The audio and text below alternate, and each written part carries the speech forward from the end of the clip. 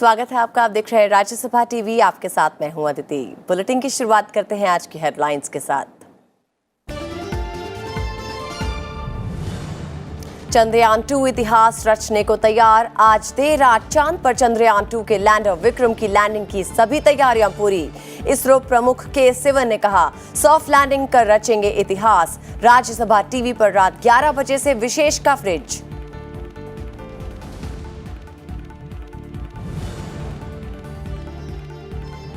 चंद्रयान 2 अभियान के ऐतिहासिक लम्हे को देखने के लिए बेंगलुरु के इसरो सेंटर में मौजूद रहेंगे प्रधानमंत्री नरेंद्र मोदी। केंद्रीय विद्यालयों के 16 छात्र समेत देश भर से चुने गए करीब 70 बच्चे भी बनेंगे इस पल के गवाह। इसरो ने ऑनलाइन क्विज प्रतियोगिता के जरिए किया है छात्रों का चयन।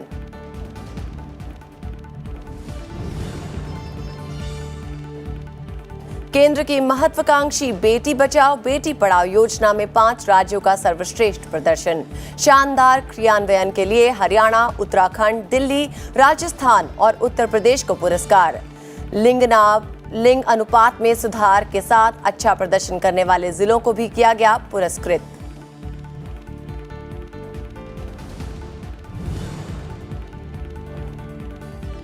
स्वच्छ भारत मिशन में असाधारण योगदान के लिए राष्ट्रपति रामनाथ कोविंद ने दिए पुरस्कार। माता वैष्णो देवी मंदिर को सर्वश्रेष्ठ स्वच्छ स्थल का सम्मान। स्वच्छता एक्शन प्लान श्रेणी में रेल मंत्रालय को मिला पुरस्कार। रक्षा विभाग को स्वच्छता पखवाड़ा पुरस्कार।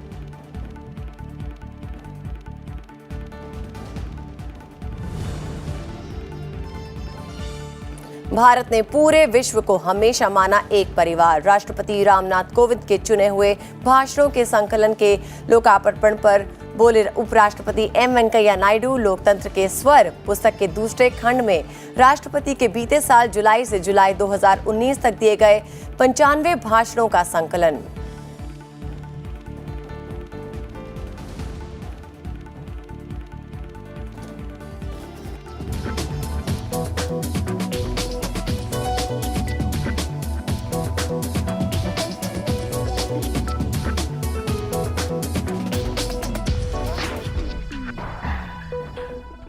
अंतरिक्ष विज्ञान की दुनिया में भारत एक ऐतिहासिक सफलता हासिल करने से कुछ ही कदम दूर है। भारत का महत्वाकांक्षी स्पेस मिशन चंद्रयान 2 के चांद पर कदम रखने में कुछ घंटे बाकी बचे हैं। पूरे देश के साथ ही दुनिया की नजर भी भारत के स्पेस क्राफ्ट पर टिकी है। चंद्रयान 2 का लैंडर विक्रम आज देर रात चांद की सतह पर उतरेगा। चंद्रमा के दक्षिणी हिस्से पर ऐतिहासिक लैंडिंग की सभी तैयारियां पूरी हो चुकी हैं। चंद्रयान 2 को चांद की सतह पर उतारने के लिए काउंटडाउन जारी है। सॉफ्ट लैंडिंग एक जटिल प्रक्रिया है। ऐसे में इसरो वैज्ञानिकों समेत पूरे देश की सांसें थमी हुई हैं। भारत पहली बार किसी उपग्रह पर अपने किसी यान की सॉफ्ट लैंडिंग करा रहा है। सॉफ्ट लैंडिंग के साथ ही भारत इतिहास रचने वाला है। इसरो को अगर सॉफ्ट लैंडिंग में सफलता मिलती है तो रूस, अमेरिका और चीन के बाद भारत ऐसा करने वाला दुनिया का चौथा और चांद के दक्षिणी ध्रुव क्षेत्र में पहुंचने वाला दुनिया का पहला देश बन जाएगा।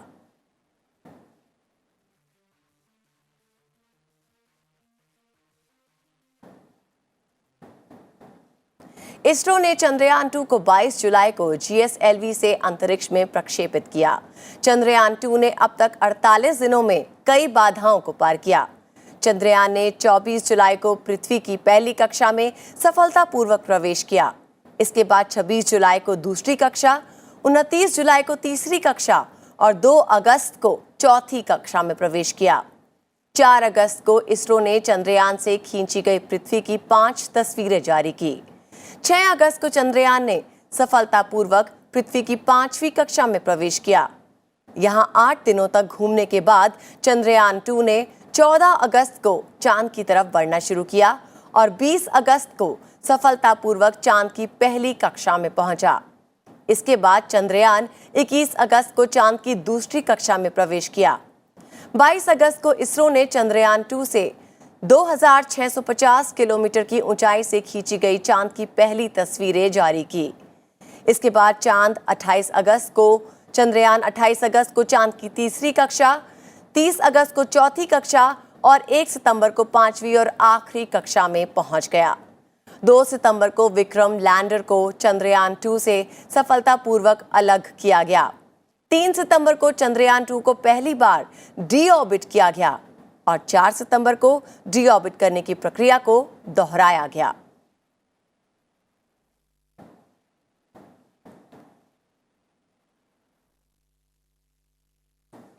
इस वक्त हमारी रिपोर्टर अरुणा बेंगलुरु से हमारे साथ मौजूद हैं। आइए उनसे जानते हैं चंद्रयान 2 के बारे में। अरुणा, आपसे चंद घंटों में ही भारत चांद पर कदम रखने वाला है। सॉफ्ट लैंडिंग को लेकर इसरो के वैज्ञानिकों की अंतिम तैयारियों और प्रक्रिया को समझाएं। देखो अदिति, अगर मैं बहुत ही आम भाषा में लोगों को बताऊं तो देखिए, ये एक इस तरीके से है कि अगर कोई एग्जाम देता है, ठीक है, अगर एग्जाम दिया है तो आप इसरो वैज्ञानिकों ने अपना एग्जाम दे चुके हैं, आज सिर्फ रिजल्ट की बारी है। तो ये इसी तरह है कि ये रियल टाइम में कमांड नहीं हो रही हैं, ये ऑलरेडी एल्गोरिथम जो है वो अपलोडेड है। ऑटोमेटिक जो होगी वो लैंडिंग होगी, उसका जो मॉनिटरिंग होगा वो इसरो साइंटिस्ट अपने ट्रैकिंग सेंटर से करेंगे।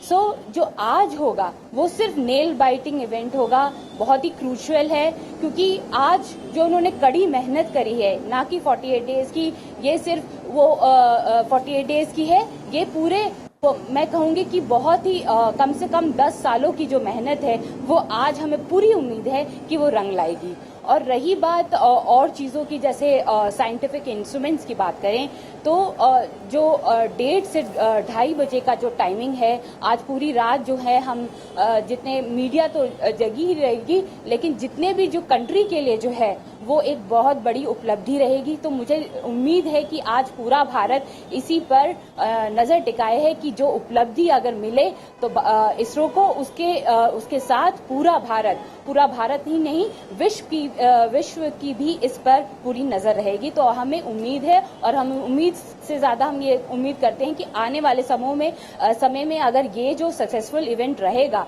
तो आने वाले समय में भी जो इसरो साइंटिस्ट है उनका कॉन्फिडेंस बूस्ट होगा, क्योंकि ये पहली बार जो इसमें बहुत सारी ऐसी चीजें हैं जो पहली बार हो रही हैं, जैसे सॉफ्ट लैंडिंग की हम अगर बात करें तो ये एक नए एक माइलस्टोन की तरह काम करेगा। और आने वाले समय में हम बहुत सारी डीप मिशंस में, जैसे गगनयान हो गया, और भी जो हमारे अपकमिंग मिशंस हैं, चाहे आदित्य L1 हो, उनके लिए जो ये सक्सेसफुल इवेंट रहेगा आज, उसकी जो हम उम्मीद कर रहे हैं वो हमारे साइंटिस्ट के लिए एक बड़ा कॉन्फिडेंस बूस्ट करने वाला रहेगा।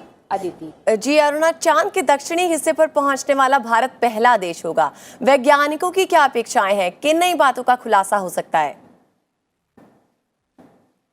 देखिए अदिति, ये इसमें मैंने कहा जैसे कि ये बहुत सारी पहली चीजें इसमें हो रही हैं। तो दक्षिणी ध्रुव में जो ऐसी चीजें हैं जिसमें ये माना जा रहा है कि जो 2008 में जो हमारा चंद्रयान 1 मिशन था, उसमें हमने ट्रेसेस ऑफ वाटर, मतलब वाटर का हमने ये अनुमान लगाया था कि वहां पर, और वो भारत भी पहला ही देश था जिसने ये पहली बार पता लगाया था। तो उसी चीज का ये एक सीक्वल है, चंद्रयान 2 है, उसका एक्सटेंशन है। तो वो उम्मीद कर रहा है कि जिस जगह में कोई भी कंट्री अभी तक नहीं गई है, उस जगह में हम जाएंगे। और जो हमारी पहली खोज थी चंद्रयान में, उसमें हम 2008 में जो हमने पता लगाया था, उसको हम प्रूव करने जा रहे हैं। तो हम कंफर्म करेंगे, और हमें पूरी उम्मीद है जो हमारी चंद्रयान 1 में जो हमारी खोज थी, हम उसको सही साबित कर पाएंगे। जी अरुणा, बहुत बहुत शुक्रिया इस जानकारी के लिए। चंद्रयान 2 के लैंडर विक्रम को आज देर रात 1 बजे से 2 बजे के बीच चांद की सतह पर उतारने की प्रक्रिया की जाएगी और ये देर रात 1:30 से 2:30 बजे के बीच चांद पर सॉफ्ट लैंडिंग करेगा। चंद्रयान 2 के लैंडर विक्रम की चांद पर सॉफ्ट लैंडिंग को यान में ढंग से लगे कम से कम 8 उपकरणों द्वारा अंजाम दिया जाएगा। विक्रम के अंदर रोवर प्रज्ञान होगा, जो शनिवार सुबह 5:30 से 6:30 बजे के बीच लैंडर के भीतर से बाहर निकलेगा। भारतीय अंतरिक्ष अनुसंधान संगठन इसरो ने एक वीडियो के जरिए समझाया कि सॉफ्ट लैंडिंग कैसे होगी। अंतरिक्ष एजेंसी ने बताया कि चांद की सतह पर सॉफ्ट लैंडिंग सुनिश्चित करने के लिए मशीन में 3 कैमरे lander position detection camera, lander horizontal velocity camera और लैंडर हैजर्डस डिटेक्शन और अवॉइडेंस कैमरा लगे हैं। इसके साथ 2 के बैंड अल्टीमीटर 1 और अल्टीमीटर 2 हैं।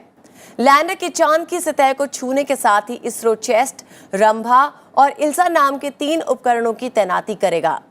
अंतरिक्ष एजेंसी ने कहा है कि चंद्रयान 2 लैंडर और रोवर को लगभग 70 डिग्री दक्षिणी अक्षांश में 2 गड्ढों मैजिनस सी और सिंप्लियस एन के बीच एक ऊंचे मैदानी इलाके में उतारने का प्रयास करेगा। आइए वीडियो के जरिए समझते हैं लैंडिंग की पूरी प्रक्रिया।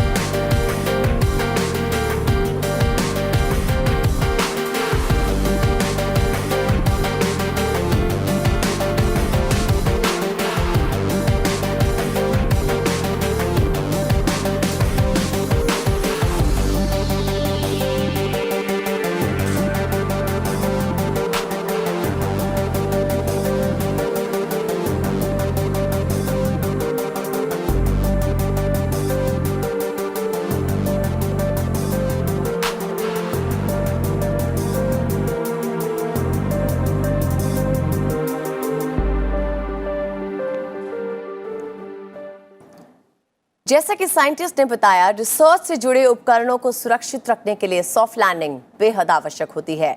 इसमें लैंडर को आराम से धीरे धीरे सतह पर उतारा जाता है ताकि लैंडर और रोवर के अलावा उनके साथ लगे अन्य उपकरण सुरक्षित रहें।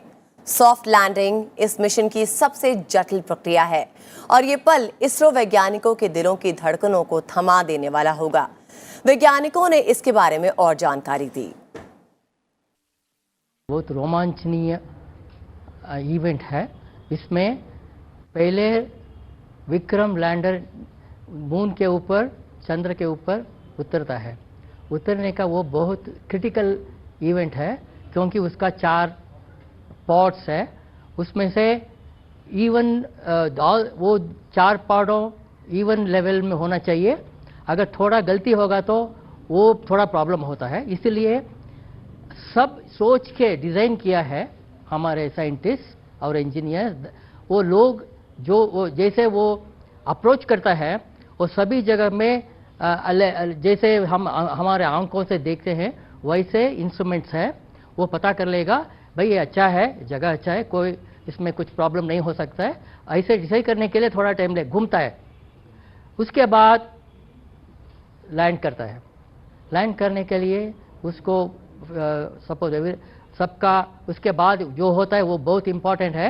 ये रैंप जैसे, ये स्लोप जैसे एक प्लैंक मतलब एक पट्टी उतरता है। उसमें से ये प्रज्ञान जो है वो छोटा सा रोवर है। छोटा सा 6 व्हील का रोवर है। वो धीरे धीरे घूम के उसके ऊपर मून के ऊपर उतरता है। उतरने के बाद पॉइंट टू पॉइंट मेजर करता है, जो टेम्परेचर, डस्ट मिनरल्स उसमें क्या है, मून के डस्ट में जो है उसमें क्या मिनरल्स, कोबाल्ट हो सकता है, कैल्शियम, मैग्नीशियम, जो कोई है वो डिटेक्ट करके उसके लिए इंस्ट्रूमेंट रखा है, स्पेक्ट्रोमीटर रखा है। उसके बाद वो इन सीटू मेजरमेंट, मतलब वहाँ जैसे एक आदमी जाके एक प्रोब रख के मेजर किया है, ऐसे कुछ वो करेगा। प्रज्ञा वैसे एक रोबोट की रोबोट है, वो इंटेलिजेंट, मतलब प्रज्ञा का मतलब इंटेलिजेंट इंस्ट्रूमेंट। सो वो सब करके डेटा को वाया ऑर्बिटर भेज देता है। तो दैट डेटा, वो डेटा बेंगलोर का, बाइलाडू का वो ग्राउंड स्टेशन है, वहाँ पहुँच जाता है। तो ये रोवर है, वो वहाँ से जहाँ उतरता है वहाँ से 500 मीटर जाने का उम्मीद है। धरती में लैंड होने के लिए, नहीं तो इवन वीनस में लैंड होने के लिए और इवन मार्स में लैंड होने के लिए आप पैराशूट यूज कर सकते हैं, बिकॉज ये सब प्रदेश में आपको वायुमंडल है। बट चांद में वायुमंडल ही नहीं है, आप पैराशूट नहीं यूज कर सकता है। तो इसका मतलब उधर सॉफ्ट लैंड करना है तो आप बहुत डिफरेंट टेक्नोलॉजी आप यूज करना है। उधर इवन आइडेंटिफाइंग किस जहां में लैंड होना है, उसका मतलब है पैटर्न रिकग्निशन करना है। दैट इज आपके पास एक ऑलरेडी फोटोग्राफ है, अभी आपका नीचे क्या दिख रहा है, उस दोनों को कंपेयर करके यही प्लेस है क्या, इस प्लेस में कोई और खतरा नहीं है, ये सब डिसीजन करना है। सो इसके लिए सॉफ्टवेयर एल्गोरिथम्स डेवलप होना है, वो सब इंडियन रिसर्च इंस्टीट्यूट्स ने किया है। सो इस तरीके से एक चैलेंजिंग वर्क करने के लिए एक मौका भी इस काइंड ऑफ प्रोजेक्ट से हमको मिलता है। सब अटेंशन उसके ऊपर होगा, वो जैसा उतरता है हम वो ही देख रहे हैं। हमें आने के 24 घंटा बोलेंगे, फिर अब एक टाइम देखेंगे, 4 घंटा होगा, 1 घंटा होगा, उसके बाद हम 1 घंटा नहीं देखते, मिनट नहीं देखते, सेकंड तो नहीं देख सकते, 10 सेकंड का कुछ होगा। वो जो होगा मेरे लिए बहुत, हमारा इसरो का, इंडिया का स्पेस में बहुत सारा है। वो तो उस अब मैं स्वप्न नहीं बोलता हूँ, विजन भी नहीं बोलता हूँ, कर सकते हैं क्योंकि उनके पास कैपेबिलिटी है। वो उसके बारे में मैं सोचते रहूँगा, फिर जो हो गया तभी तो मैं संतुष्ट हो गया। फिर बच्चों के लिए, उनके भी लिए पूरा एक नया दुनिया खुला है, सिर्फ मून एक्सप्लोरेशन के लिए नहीं है। हम टेक्नोलॉजी वगैरह इसमें से जो कुछ आता है उसके नीचे से ये ग्राउंड सिस्टम का है, इसका कमर्शियलाइजेशन हो सकता है, ये सब उनके लिए इंडिया बहुत बेसिक इंडस्ट्रियल स्पेस पावर भी, इंडस्ट्रियल जो सिर्फ स्पेस ऐसे देखने के लिए नहीं है, वो एकदम बड़ी तरफ से करके उसमें कमाई हो सकता है बहुत, वो भी होगा। वो ये बच्चों के लिए है। देश के प्रधानमंत्री नरेंद्र मोदी आज रात चंद्रयान 2 के चंद्रमा के दक्षिणी ध्रुव पर उतरने के ऐतिहासिक पल को लाइव देखेंगे। इसरो के बेंगलुरु सेंटर में प्रधानमंत्री के साथ 70 स्कूली छात्र भी मौजूद होंगे। इन छात्रों का चयन इसरो ने ऑनलाइन क्विज के जरिए किया। लैंडर विक्रम अपने साथ रोवर प्रज्ञान को लेकर आज रात 1:30 बजे से 2:30 बजे के बीच चांद पर उतरेगा। प्रधानमंत्री ने चंद्रयान 2 के लैंडिंग से पहले ट्वीट पर शुभकामनाएं दी हैं। प्रधानमंत्री ने लिखा है कि 130 करोड़ भारतीय इस पल का बेसब्री से इंतजार कर रहे थे। अब से कुछ ही घंटों में चंद्रयान 2 का अंतिम वंश चंद्र दक्षिण ध्रुव पर होगा। भारत और दुनिया के बाकी हिस्सों में हमारे अंतरिक्ष वैज्ञानिकों की अनुकरणीय प्रगति दिखाई देगी। प्रधानमंत्री ने लिखा है कि वो इस असाधारण क्षण का गवाह बनने के लिए बेंगलुरु के इसरो सेंटर में आकर बेहद उत्साहित हैं।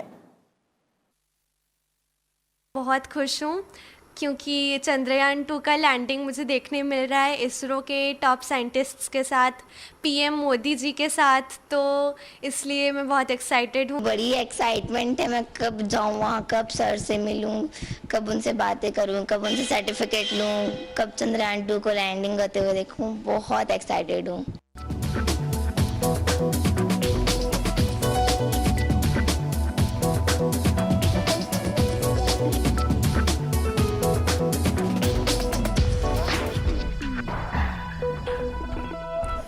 राष्ट्रपति रामनाथ कोविंद ने दिल्ली के विज्ञान भवन में आज स्वच्छता महोत्सव समारोह में स्वच्छ भारत मिशन में विशेष योगदान देने वालों को सम्मानित किया। इस साल माता वैष्णो देवी मंदिर को देश में सर्वश्रेष्ठ स्वच्छ प्रतिष्ठित स्थल के रूप में चुना गया है। वहीं स्वच्छता एक्शन प्लान श्रेणी में रेल मंत्रालय को पुरस्कृत किया गया। रक्षा विभाग को स्वच्छता पखवाड़ा पुरस्कार और पावर ग्रिड कॉरपोरेशन को सार्वजनिक क्षेत्र के उपक्रम की श्रेणी में पुरस्कार दिया गया है। गुजरात और सिक्किम को ओडीएफ और व्यवहार परिवर्तन की श्रेणी में पुरस्कार मिला है।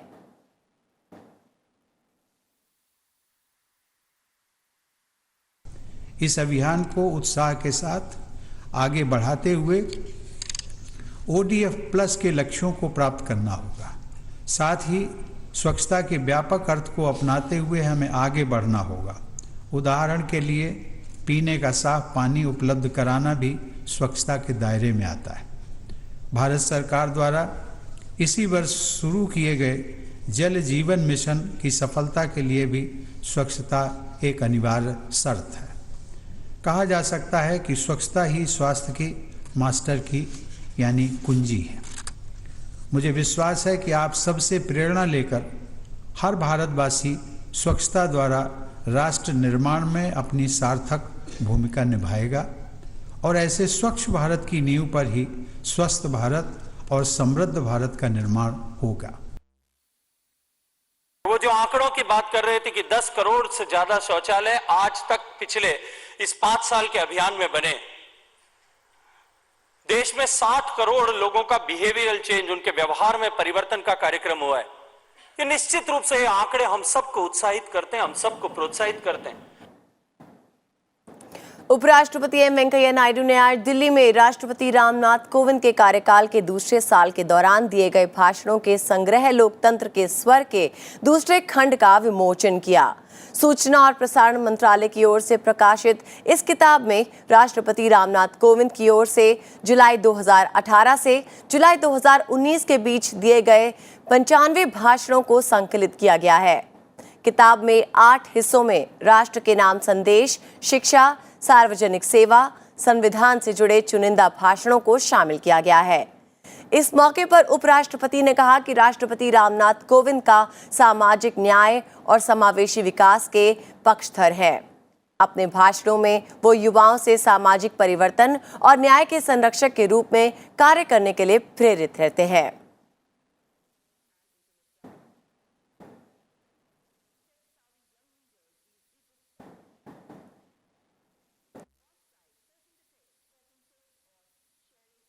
He always insists on inclusive growth.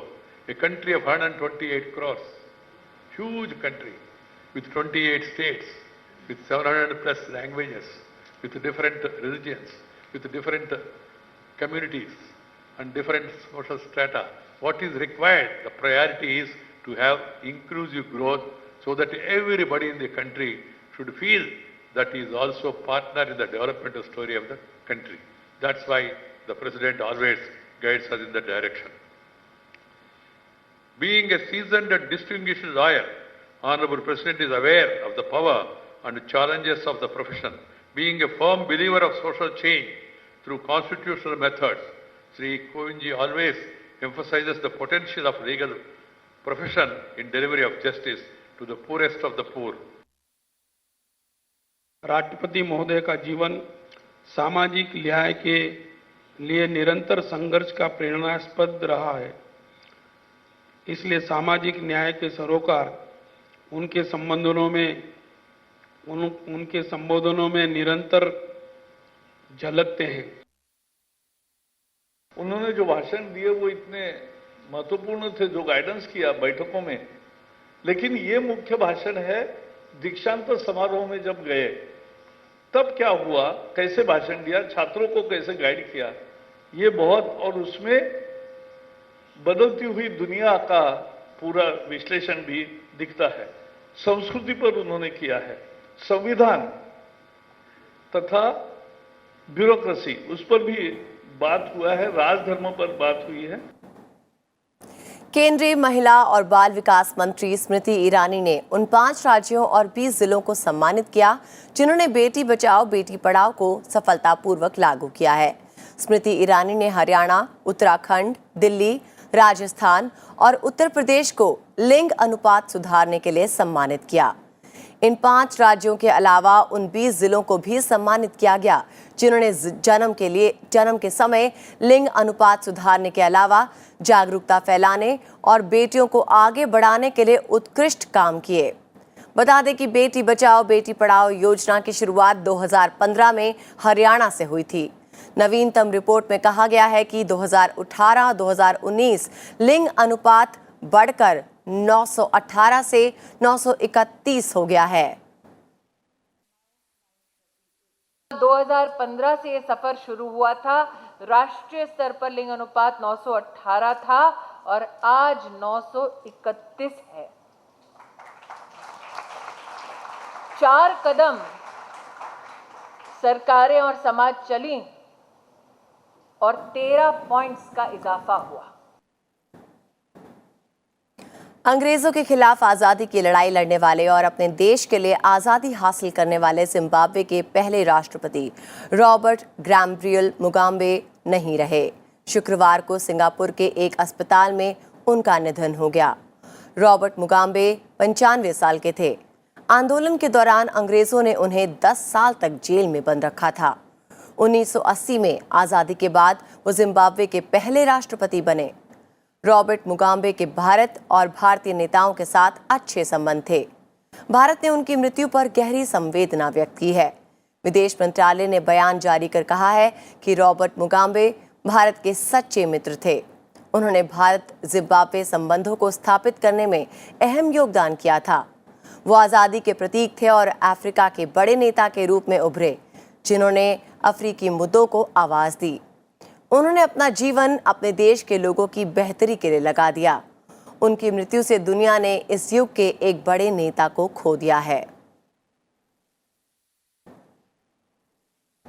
और इसी के साथ इस बुलेटिन में बस इतना ही। मुझे यानी अदिति को दीजिए इजाजत और देश और दुनिया की बाकी खबरों के लिए आप देखते रहिए राज्यसभा टीवी।